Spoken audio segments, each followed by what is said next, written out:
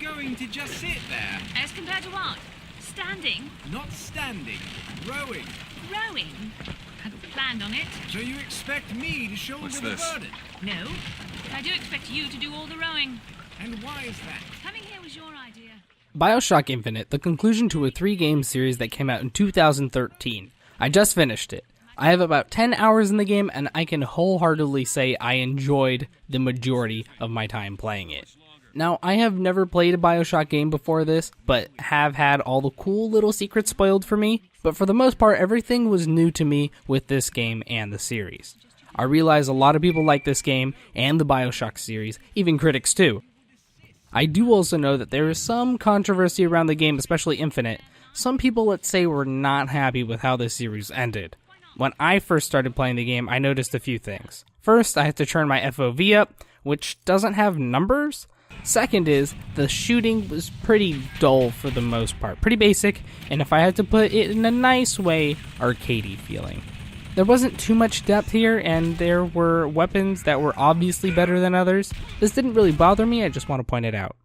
The whole beginning of the game, the first 30 to 40 minutes, really set the tone well. It was the perfect foundation for the story to launch from.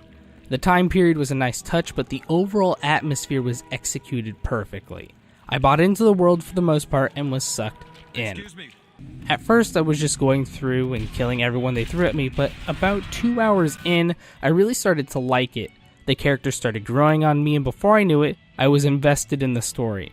This really only happens when you spend more time with Elizabeth, getting to flesh out both her and the main character Booker DeWitt.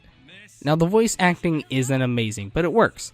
There are some nice quiet moments and no bombastic ones, though I wish there was some more energy from the characters rather than the perpetual somber tone. The only time the characters act like something exciting or high energy is happening is in the combat, so no story elements are inherently happy. Again, just an observation, but I would have liked a happy moment past Act 1.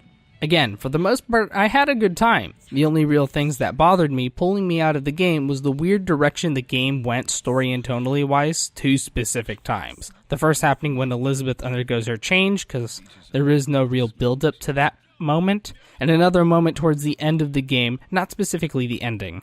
The ending did leave me feeling unsatisfied, not in a Firewatch way, but with more questions. I had to read a wiki to fully understand the game and its ending, which made it a little bit better, but it didn't fix it. Overall, I had a fun time shooting people in the head because that was the only way the achievement system would recognize I killed someone with a specific weapon. Yeah, not that easy when I switched to the shotgun. I created the fun for myself outside of the story, so that meant I was constantly switching weapons to keep the fights fresh, and went out of my way to explore every nook and cranny I could.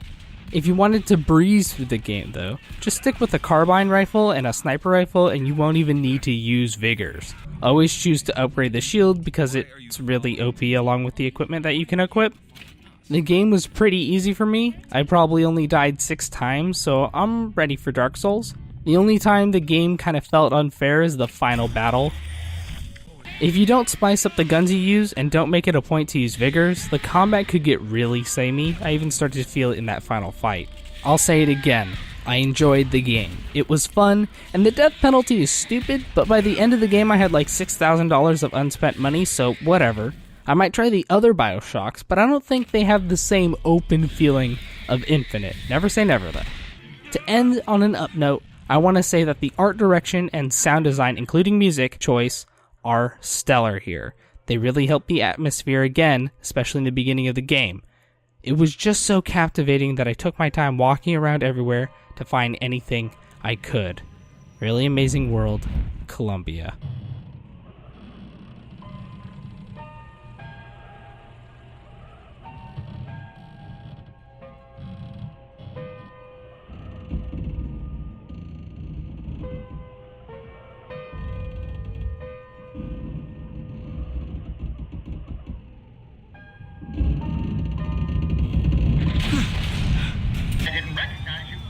Heads. Or tails. Come on, let me through.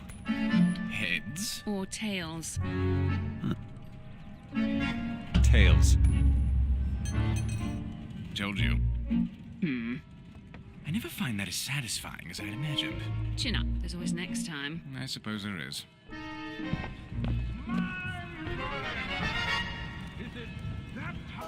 be without you?